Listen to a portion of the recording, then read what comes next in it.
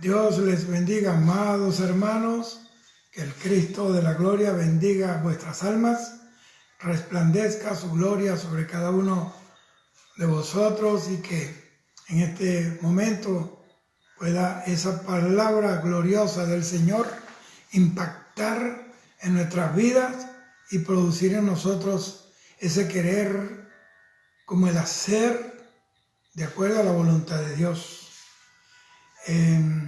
Yo quiero hoy hablar acerca de un tema que sé que va a ser de grande bendición para cada uno de nosotros, porque esa es la finalidad de la palabra: edificarnos, fortalecernos, formarnos para la gloria del Señor. Yo quiero leer Mateo capítulo 27, versículo 22, dice así: Pilato les dijo: ¿qué pues haré de Jesús llamado el Cristo? Todos le dijeron: sea crucificado. Que el Señor bendiga a los hermanos en la fe, los amigos que se están conectando, los que están conectados, los que se van a conectar y los que van a ver esta enseñanza corta pero nutritiva, sustanciosa de la palabra de Dios. El tema de hoy lo he intitulado La pregunta más importante de tu vida. Hace ya casi 2000 años atrás, un hombre llamado Pilato, él hizo la pregunta más importante en la vida. Parado frente a él tenía un hombre de origen humilde, un carpintero de profesión, pero con una vida evidentemente extraordinaria en todos los sentidos. Su persona atraía a multitudes que los religiosos de Israel no podían convocar. Esto obviamente irritaba a los líderes religiosos de su tiempo. Este acusado no tenía una apariencia notable, como lo dice la Biblia en Isaías 53, versículo 2, dice: subirá cual renuevo delante de él, y como raíz de tierra seca, no hay parecer en él ni hermosura, lo veremos más sin atractivo para que le deseemos. Óigame bien. Esa persona que estaba allí no era un tipo con una apariencia atractiva. Las multitudes que atrajo en su ministerio lo abandonaron en su juicio, en el momento en que fue presentado ante un tribunal de gentiles, de personas impías, promovido por el celo y el odio religioso de los fariseos, de los sacerdotes del templo de Jerusalén.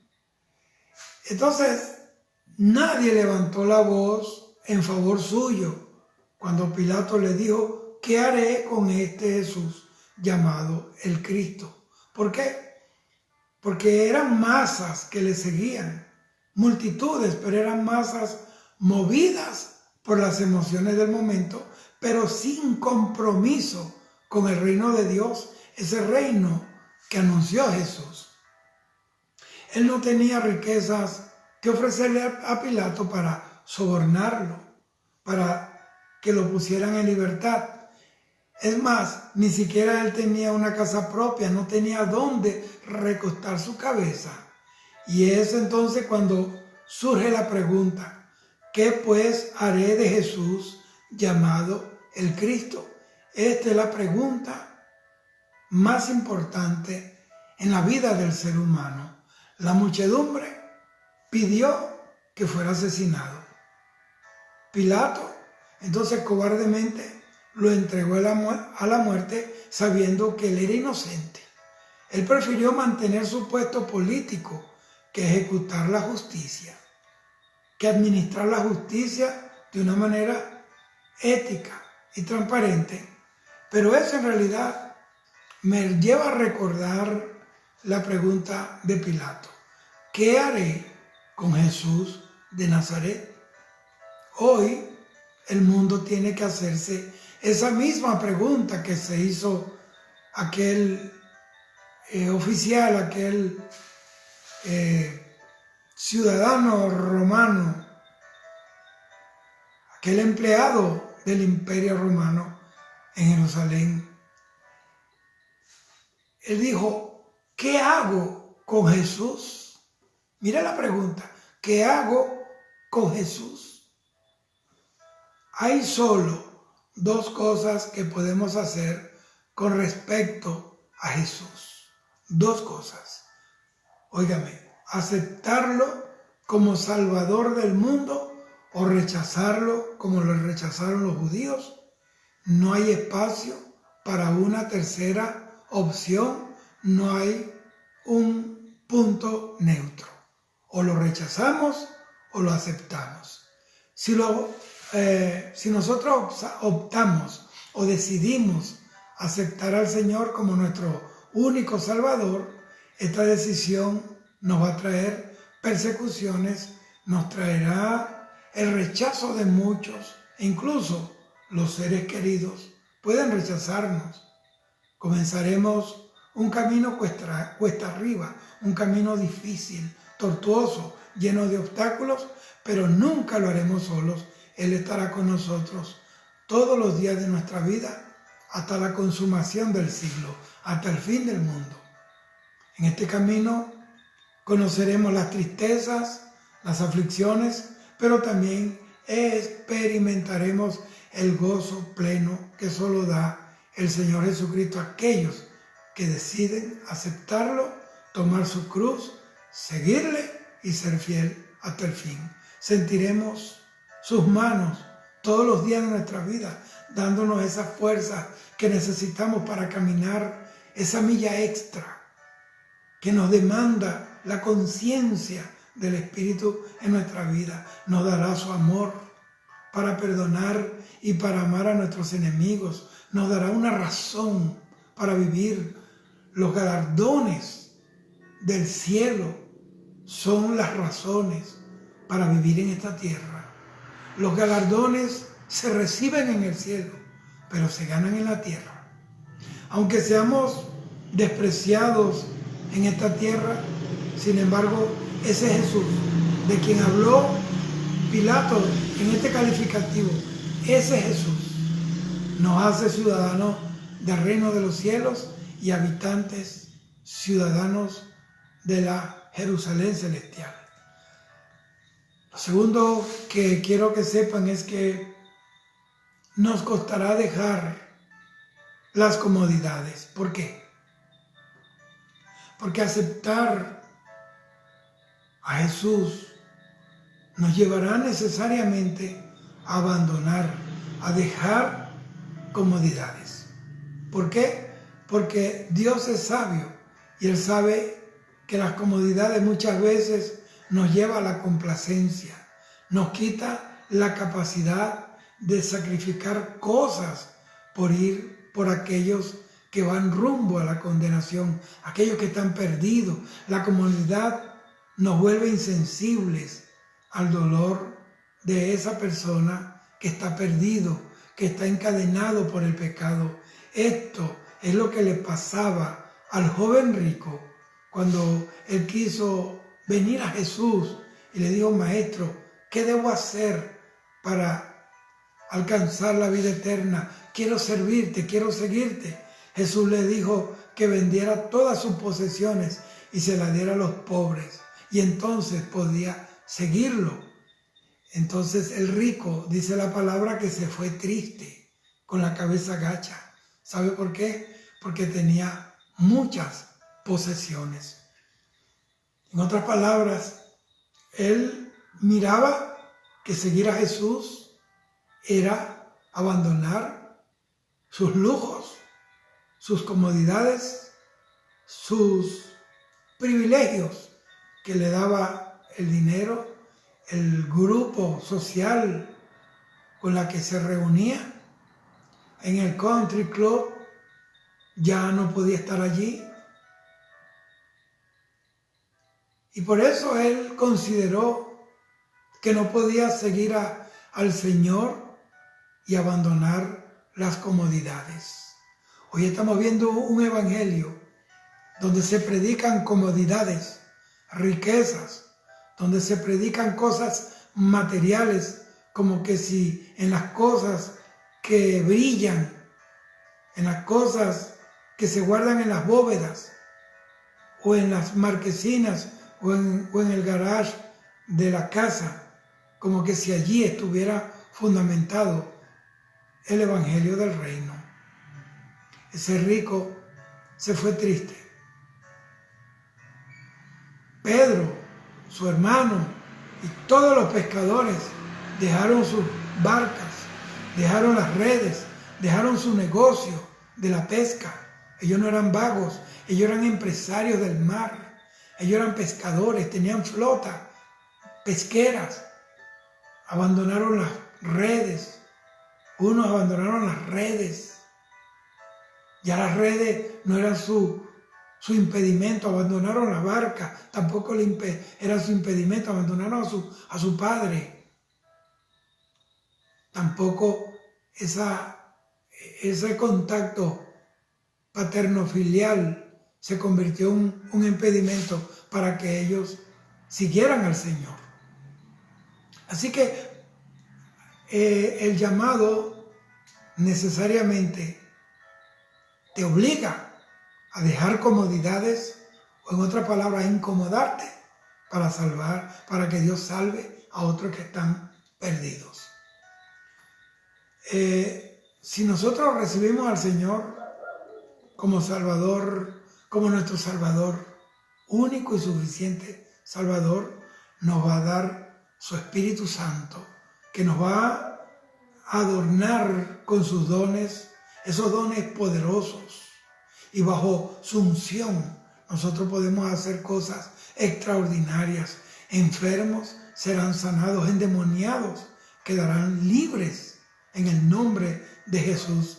Y en nuestras necesidades, cuando lleguen esos momentos de estrechez, de escasez, veremos su gloria proveyendo a nosotros de acuerdo a su riqueza en gloria.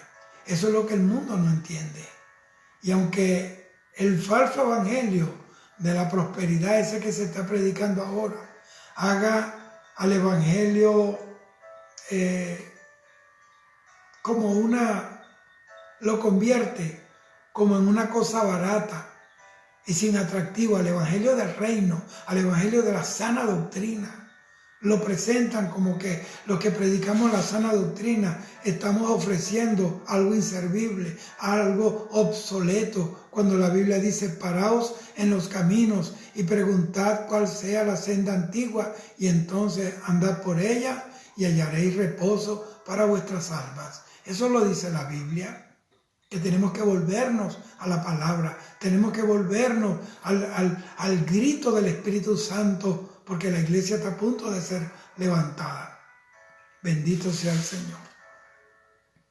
Pero ese evangelio que ellos llaman un evangelio retrógrado, un evangelio obsoleto, sin valor, es el evangelio verdadero que nos convierte en reyes y en sacerdotes para Dios. Es el evangelio que levanta al hombre de su arrabal, de su desgracia, lo lava en la sangre preciosa de Jesús, le da un nuevo carácter, un nuevo sendero de vida, y lo hace sentar en trono en los lugares celestiales con Cristo Jesús. Eso no lo hace un evangelio disfrazado, un evangelio virtual, un evangelio divorciado de la sana doctrina, un evangelio materialista, un evangelio falso, un evangelio donde lo que circula es el amor al dinero, cuánto traen, cuánto siembran. Eso es todo lo que, para eso abren esos malls, para eso abren esas tiendas, esos kioscos, para ofrecer el evangelio que fue editado por ellos y lo dan a la medida de cada quien, como que si esto fuera una franquicia o un negocio. Este es el mensaje que llevaré hasta que mi corazón se pare y mis pulmones ya no se muevan. Entonces voy a decir, como dijo Pablo en 2 de Timoteo 4:7, he peleado la buena batalla, he acabado la carrera, he guardado la fe. Por lo tanto, me espera la corona que me fue ofrecida por el juez justo. La pregunta de Pilato, ya yo me la contesté. ¿Qué hago con Jesús? Pues servirle, anunciaré su venida por su iglesia santa y sin arrugas. Seguiré diciendo que Cristo viene, que Cristo reina, que Cristo es Dios, que Cristo es Rey de reyes, Señor de señores, que Cristo tiene autoridad en el cielo, en la tierra y debajo de la tierra, y delante de su presencia se doblará toda rodilla. Bendito sea el Señor. Ahora, los que optan por rechazar a Jesús, de seguro no van a tener que batallar contra las tinieblas, no van a tener luchas, no van a tener aflicciones, así como tienen los que sirven y siguen al Señor, porque la Biblia dice que el que quiere vivir piadosamente padecerá persecuciones. ¿Por qué? Porque sus vidas sin Cristo, que es la luz del mundo, será de oscuridad y de tiniebla espiritual. El mundo los amará. Claro que los ama. ¿Por qué? Porque el mundo ama a los suyos, pero a nosotros nos aborrece porque testificamos contra el mundo de que sus obras son malas. Ellos vivirán para comer y para beber y para divertirse, como esa generación de los días de Noé. El diablo le va a ofrecer todos los reinos y la riqueza del mundo, la fama y las vanidades que llenan los corazones vacíos, esos corazones que no tienen a Dios.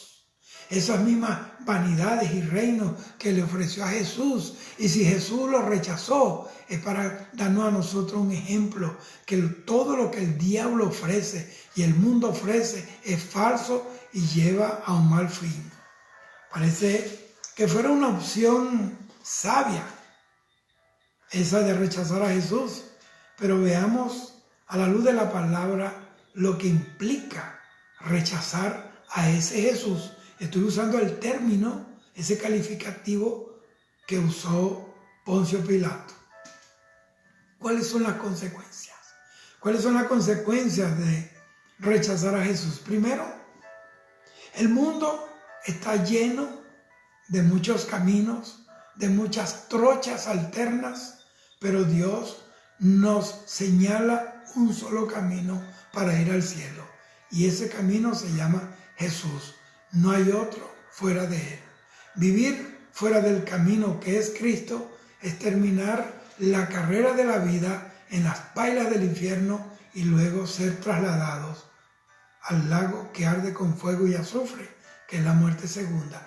Mal negocio el que niegue y rechace la oferta que da Jesús.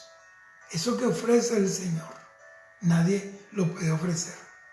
Segundo, que los bienes de la tierra no garantizan la felicidad verdadera ni la vida eterna. ¿Por qué? Porque ese Jesús, entre comillas, dijo que ¿qué le aprovechará al hombre si ganara el mundo entero y al final perdiera su alma?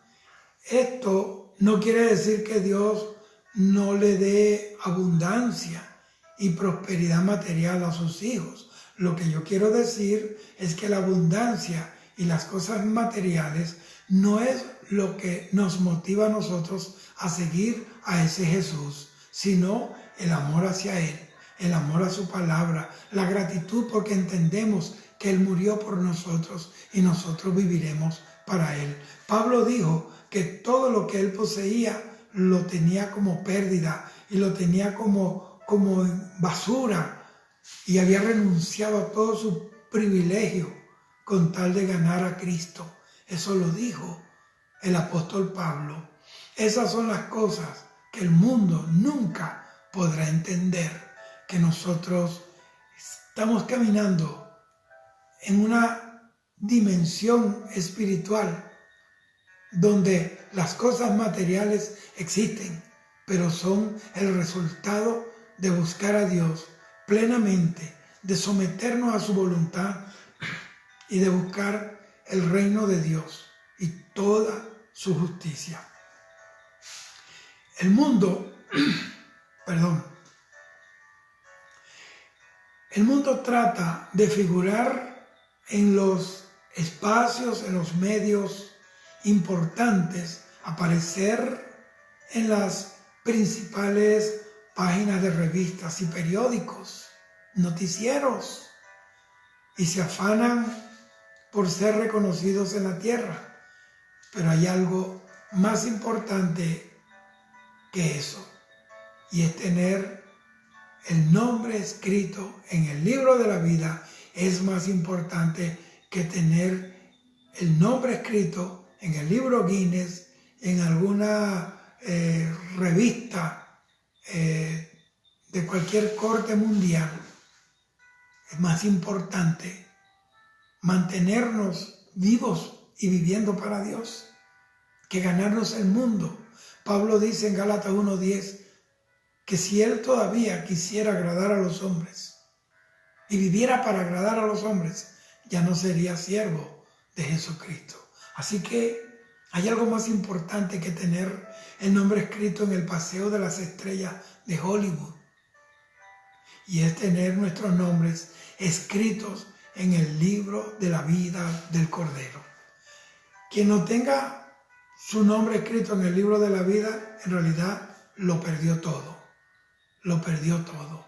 Terminó en ruina espiritual para siempre, por toda la eternidad, aunque haya ganado reconocimiento en el mundo, aunque todavía se oigan los aplausos en su nombre cuando se hable de él.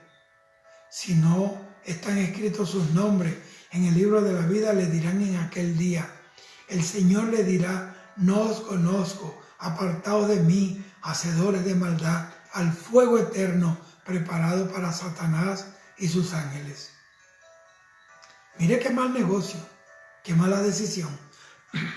Para concluir, quiero decirles que tal fue ese amor que manifestó el Padre hacia nosotros, que nos entregó a su único Hijo para que nosotros fuéramos salvos a través de su muerte y de su resurrección de entre los muertos al tercer día. Tú le importas a Dios más de lo que tú mismo puedes entender. Él quiere esa generación de hombres y mujeres, jóvenes, adolescentes, que digan, yo acepté a Jesús, ese Jesús que el mundo rechazó, como lo rechazó Pilato, como lo rechazaron los judíos, como lo rechazó el mundo, porque Él nos amó primero. Hoy el Pilato eres tú. Hoy el Pilato que se hace esa pregunta eres tú. O mejor dicho, hoy estamos en el punto donde estuvo parado Pilato y dijo, ¿qué haré con ese Jesús llamado el Cristo? Pues déjeme decirle, ¿qué es lo que hay que hacer? Servirlo, aceptarlo, vivir para Él, caminar con Él, morir por Él si es necesario, y sabemos que tendremos entrada por Él a las mansiones eternas. Él es el camino, Él es la verdad y Él es la vida. Así que tú decides qué hacer con ese Jesús. Pilato no supo qué hacerlo. Le dejó esa decisión al pueblo de Israel. Crucifíquenle. Hoy tú no puedes dejarle esa decisión a nadie. Esa decisión es tuya. Tú decides hoy qué hacer con Jesús. O lo rechazas o lo aceptas. Si lo aceptas, caminarás en la dimensión del Espíritu en la que caminaron los apóstoles, en la que caminó Jesús. Vienen crisis, persecuciones, peligros, odios, rencores, nos perseguirán, pero estamos en victoria, porque en Cristo Jesús somos más que vencedores. Aún muriendo por Él, hemos vencido. Porque la Biblia dice que el que pierda la vida por causa de Él, la habrá ganado. Entonces tú decides, o lo recibes o lo rechazas. La decisión es tuya. Dios te bendiga, Dios te guarde. Me senté aquí porque desde temprano el Espíritu del Señor me dio esta palabra y hoy te la dejo en forma de una pregunta. ¿Qué harás con Jesús llamado el Cristo? Eso lo decides tú. Dios te bendiga, Dios te guarde para siempre. Cristo vive, Cristo está a la puerta, el Rey viene. Shalom.